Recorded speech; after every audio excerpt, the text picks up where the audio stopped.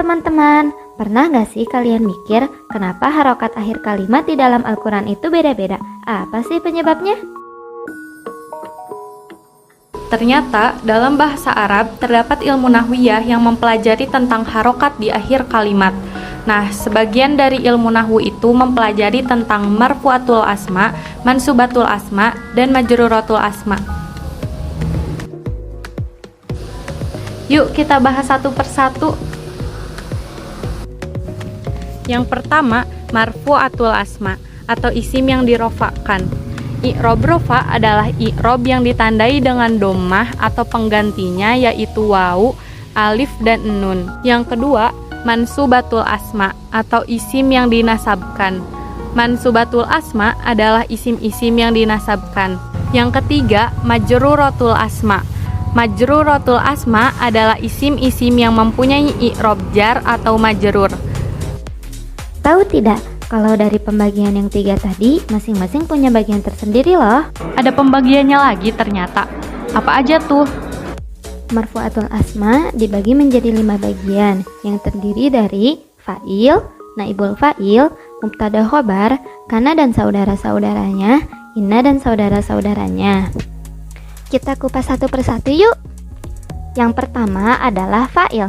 Fa'il adalah isim yang dibaca rofa yang didahului oleh fi'il mabni ma'lum atau didahului oleh isim yang mengandung makna fi'il. Contohnya adalah khalaqallahus samawati wal ardh. Yang kedua adalah naibul fa'il. Naibul fa'il adalah isim marfu yang didahului dengan fi'il majhul atau syubuhul majhul dengan menggantikan fa'ilnya. Contohnya doroba zaidun amron. Yang ketiga, mubtada khobar. Mubtada adalah isim marfu atau isim yang diterangkan letaknya di awal kalimat, sedangkan khobar adalah isim yang menerangkan mubtada tersebut sehingga maknanya menjadi sempurna. Contohnya, al-khamru haramun. Yang keempat, kana wa ahwatuha. Kana wa ahwatuha adalah fi'il yang masuk kepada mubtada khobar, merofakkan yang pertama dinamai isim kana dan menasobkan yang kedua dinamai khobar kana. Kana wa ahwatuha jika diartikan adalah kana dan saudara-saudara.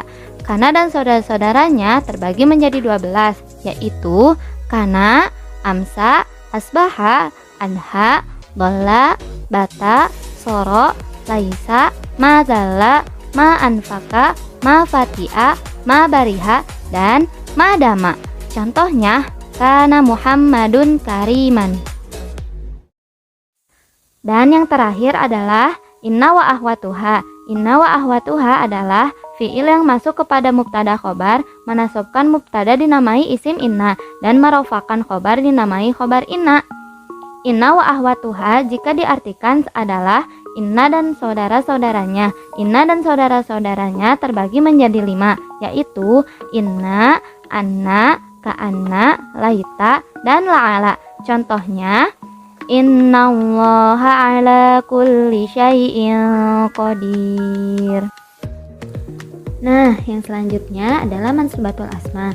Mansubatul asma dibagi menjadi 8 bagian yang terdiri dari maf'ul bih, maf'ul mutlak, maf'ul fih, maf'ul ma'ah, hal, mustasna, tamyiz, dan munada. Yang pertama, ada maf'ul bih, merupakan isi mansub yang posisinya sebagai sasaran tindakan dari subjek tersebut. Contohnya, yahmilu Ahmadul kitaba. Yang kedua, ada maf'ul mutlak, adalah isim yang berasal dari lafaz fi'il yang berfungsi untuk penguat makna, penjelas bilangan, atau penjelas sifat. Contohnya, tabki bukaan. Yang ketiga, ada maf'ul fih. Ialah isi mansub yang menyatakan tempat atau masa-masa terjadinya sebuah perbuatan atau pekerjaan. Contohnya, waqafa Zaidun amamal madrasati. Yang keempat, ada maf'ul ma'ah.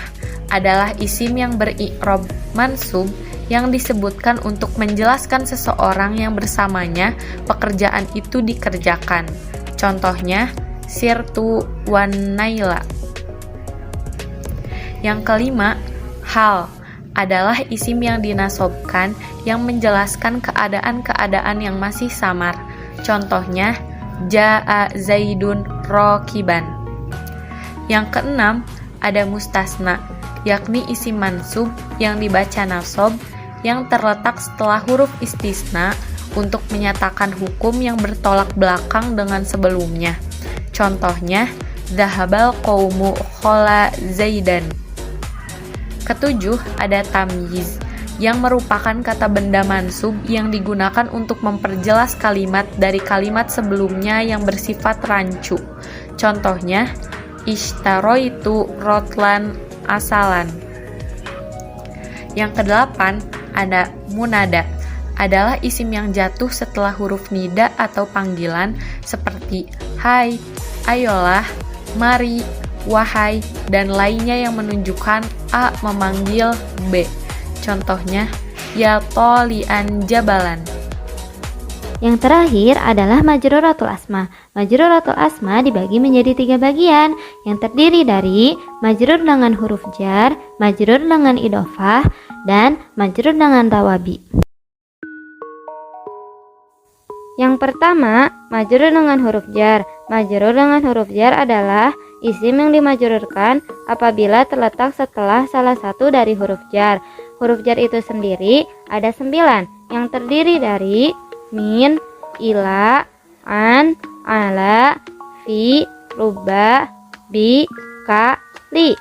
Contohnya, siratu minal manzili ilal hadiqah. Yang kedua, majrur dengan idhofah. Majrur dengan idhofah adalah isim yang menjadi majrur apabila sebagai mudhof ilaih. Mudhof ilaih adalah isim atau dhamir yang dinisbahkan kepada isim yang sebelumnya. Contohnya, zurtu hadiqatal asmaki.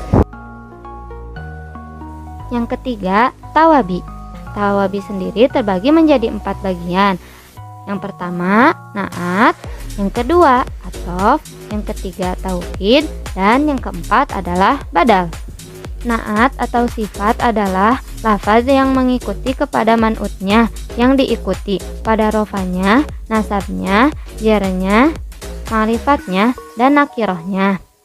Contoh naat adalah zukirat fi hadisin sahihi.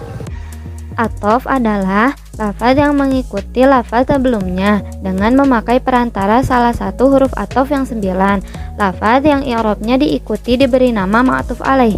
Jadi, di tengah-tengah antara athof dan ma'tuf alaih ada salah satu huruf athof yang 9. Di antaranya wawu, fa, summa, au, amma, hatta, bal, lakin, dan la. Contohnya, wa ra'aitu Zaidan wa Amron. Taukid adalah isim yang menguatkan kata sebelumnya. Kata yang dikuatkan namanya mu'akkad. Contohnya, ja'al ustadu al-ustadu. Yang terakhir adalah badal. Badal artinya pengganti, cocok diawali kata yaitu kata yang diganti diberi nama mubdal minhu. Contohnya, kana khalifah Umaru adilan. Gimana nih teman-teman? Sekarang udah tahu kan kalau ternyata ketiga faktor di atas itu yang bisa merubah harokat di akhir kalimat. Mudah bukan belajar nahwu? Indah bunga di tengah taman, duduk sendu makan ketan. Sampai jumpa teman-teman. Semoga bertemu di lain kesempatan.